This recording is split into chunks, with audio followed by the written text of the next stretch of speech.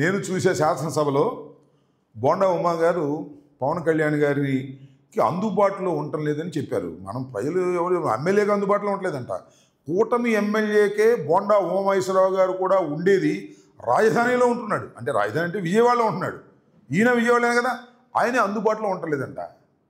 ఆ pollution control బోర్డుకు సంబంధించినటువంటి వ్యవహారంలో నిన్న శాసనసభలోనే శాసనసభలో మాత్రమే పవన్ కళ్యాణ్ గారు అందుబాటులో ఉంటున్నాడని, రాష్ట్ర పరిపాలనకి పవన్ కళ్యాణ్ గారు అందుబాటులో ఉండటం లేదని, బహుశా ఆయన ఉద్దేశం సినిమా బిజీలో ఉంటున్నాడని కావాలి. మనం చెప్పింది కాదు, నేను మరొకళ్ళు చెప్తే ఇదేదో విమర్శ కడుపు మంటతో పవన్ కళ్యాణ్ గారి మీద అంటున్నారని జనసేన వాళ్ళు మా మీద పడతారు. ఇవాళ బోండా ఉమ్మగారే చెప్పాడు పవన్ కళ్యాణ్ గారు అందుబాటులో ఉండటం లేదు అని. దీనికి ఏం సమాధానం చెప్తారో వాళ్ళు చెప్పమనండి. పవన్ కళ్యాణ్ గారు కోపం వచ్చి ఉంటారు సహజంగానే, ఆయన ఏమన్నంటే కోపపడతాడు. శాసనసభలో మాత్రం అందుబాటులో ఉన్నాడు అనేది అర్థమవుతుంది. అప్పుడప్పుడు క్యాబినెట్ మీటింగ్కి రావటం లేదండి, ఏంటో మరి విషయం తెలియదు మనకి.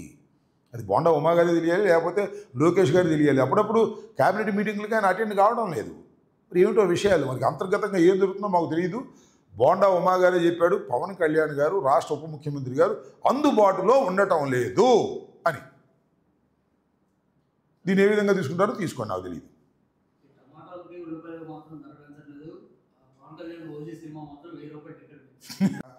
పవన్ కళ్యాణ్ గారు నటించిన సినిమా కొద్దిగా కాస్ట్లీగా ఉంటుంది, 1000 రూపాయలు రేటు. అది కూడా మొట్టమొదటి రోజే 1000 రూపాయలు అంట.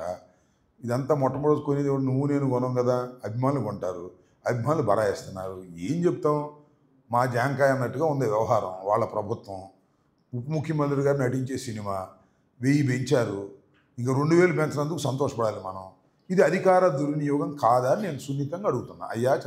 అయ్యా చంద్రబాబు నాయుడు గారు, మీ ఉప ముఖ్యమంత్రి గారు నటించినటువంటి సినిమాకి 1000 రూపాయలు పెట్టుకుని మీరు షోను రిలీజ్ చేస్తున్నారే, ఇది అధికార దుర్వినియోగం అవుతుందా కాదా నాకు చెప్పండి.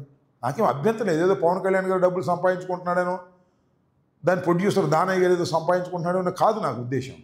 ఉప ముఖ్యమంత్రి గారు నటిస్తే అంత కాస్ట్లీగా ఎందుకు కొడదని టికెట్టు? మీ ప్రభుత్వం మీరు పెంచేసుకుంటారా? కొద్ది గొప్ప పెంచుకొని తప్పు లేదు. 1000 రూపాయల ఏందండి ఇది, నాకు అర్థం కాలేదు. అదేమంటే మాకు కడుపు మంట అంటారు. ఆ ఓజీ మీద మాకు కడుపు మంట ఏమీ లేదు. ఓజీ బ్రహ్మాండంగా ఆడాలని కోరుకుంటాం, మాకేమి అభ్యంతరం లేదు. దానయ్యకి దండిగా డబ్బులు రావాలని కూడా కోరుకుంటాం. దండిగా డబ్బులు ఎప్పుడు సినిమా సక్సెస్ అయితే దండిగా రావాలి, సక్సెస్ కాకపోయినా దండిగా వచ్చే మార్గాలు చూస్తున్నారు. మొట్టమొదటి రోజు 1000 రూపాయలు పెట్టి కొట్టేయాలని చూస్తున్నారు. తప్పండి, ఇది అన్యాయం. మీ దగ్గర పవర్ ఉంది కదా అని చెప్పేసి ఈ రకంగా భారాన్ని మోపడం సరైనటువంటి విషయం కాదు.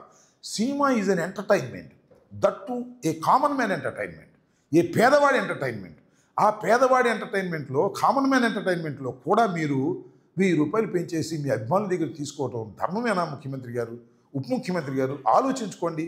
ఈ రకంగా జీవోలు ఇష్యూ చేసుకుని మీరు చేయటం అనేది దుర్మార్గం కాదా? ఇది అవినీతి కాదా? ఇది అధికార దుర్వినియోగం కాదా? చెప్పండి. ఈ తప్పు మీరు చేస్తానంటే మేము చేసేదే ఉంది. మీ దగ్గర బూట్ మెజారిటీ ఉంది, 164 సీట్లు ఉన్నాయి మీ దగ్గర. అదేంటి 1000 రూపాయలు పెంచినందుకు సంతోషపడాలి, 2000 పెంచలేదని అట్లా అనుభవించాల్సిన పరిస్థితి ఏర్పడుతూ ఉంది. చాలా దురదృష్టకరమైనటువంటి పరిణామం.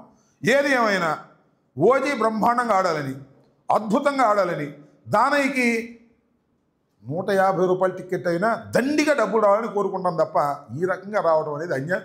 దిస్ ఈజ్ కాల్డ్ దోపిడీ. ఈ దోపిడీ మంచిది కాదు.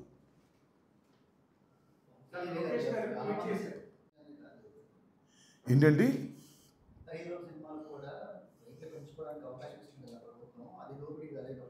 అంటే దీనికి ఇచ్చాం కాబట్టి మిగతా సినిమాలు కూడా ఇస్తున్నారనమాట. ఏదో సినిమా వచ్చింది బాగుంది, నాకు పేరు చెబితే బాగోదేమో. అదేంటది మొన్న చూశాను, దాని పేరు ఏదో ఉంది. ఏంటి కాదయ్యా మిరాయ్, దానికి ఏం రేట్లు పెంచలేదే. మీకు విషయం తెలుసా, నేను 10 సినిమా చూస్తాంట. మిరాయికి 150కి ఇచ్చారు. మిరాయి చాలా అద్భుతంగా ఉంది, మరి దానికి పెంచలేదే. చాలా గ్రాఫిక్స్ కూడా అద్భుతంగా ఉన్నాయి. సరే దానికి ప్రచారం నాకు ఉంటుంది, నేను చెప్తే నేను చూసి వచ్చా, అద్భుతంగా ఉంది, దానికి పెంచలేదు అబ్బాయి. అంటే ఉప ముఖ్యమంత్రిగా నడిస్తే బాగా పెంచుతారా? నాకు అర్థం కాల. సో పెంచడానికి కూడా ఒక హై బడ్జెట్ మూవీస్కి పెంచుకుంటే తప్పు లేదు, నేను కాదంటలా. కానీ ఉప ముఖ్యమంత్రి గారికి స్పెషల్ ఏంటి అంటున్నా. ఒకటే గుర్తుపెట్టుకోండి, విస్తృతంగా ప్రజలు చూడటం వల్ల డబ్బులు రావాలి తప్ప తక్కువ మంది చూసినా ఎక్కువ డబ్బులు రావాలనుకోవటం తప్పు.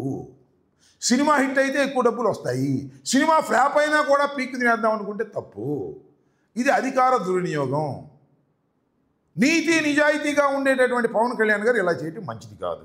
ఎందుకంటే ఆయన చెబుతున్నాడు కదా నీతి నిజాయితీ అని, అందుకని చెప్తాను నేను.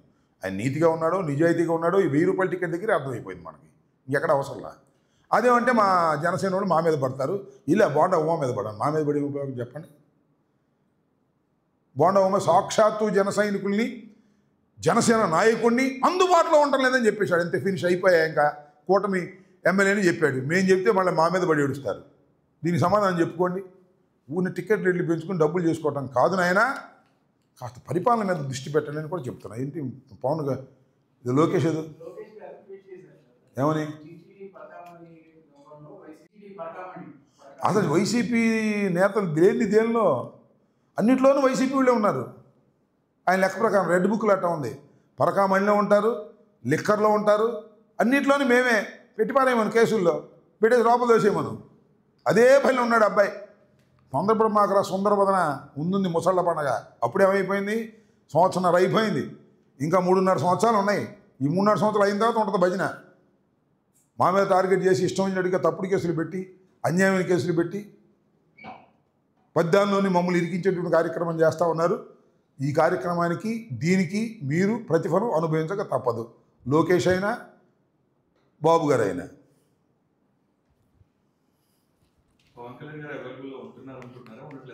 ఏంటి హైదరాబాద్ వాళ్ళకి అవైలబుల్గా ఉంటున్నాడు అనమాట, మనకు తెలియదు. నిర్మాతలకే ఆ మధ్య మొన్నటిదాకా నిర్మాతలకు అవైలబుల్గా లేడు నాకు తెలిసి. నిర్మాతలకు అవైలబుల్గా లేక పాపం వాళ్ళు అబోదిబోమన్నారు. ఇప్పుడు నిర్మాతలకి అవైలబుల్గా ఉన్నాడు. ఓజీ ఒకటిను ఉస్తాద్ భగత్ సింగ్ ఏదో పూజ చేస్తున్నా అంట. ఆ పూజ చేసిన తర్వాత అవైలబుల్గా ఉంటాడు. అప్పుడు దాకా బిజీగా ఉన్నట్టున్నాడు. పాపం వాళ్ళ బాధ్యత కూడా తీర్చాలి కదా. సరే, ఏది ఏమైనా పవన్ కళ్యాణ్ గారి సినిమాలు అద్భుతంగా ఆడాలని, బాగా దండిగా డబ్బులు రావాలని కోరుకుందాం. మనకేంటి, అది వ్యాపారం అంతేగా అని కాస్త మనం చేసుకుందాం. ఉప ముఖ్యమంత్రి గారికి మాకు లేకపోతే బోండా ఉమా కన్నా అందుబాటులో ఉండండి అని కాస్త మనం చేసుకుందాం. ఉప ముఖ్యమంత్రి గారికి మాకు లేకపోతే బోండా ఉమా కన్నా అందుబాటులో ఉండండి.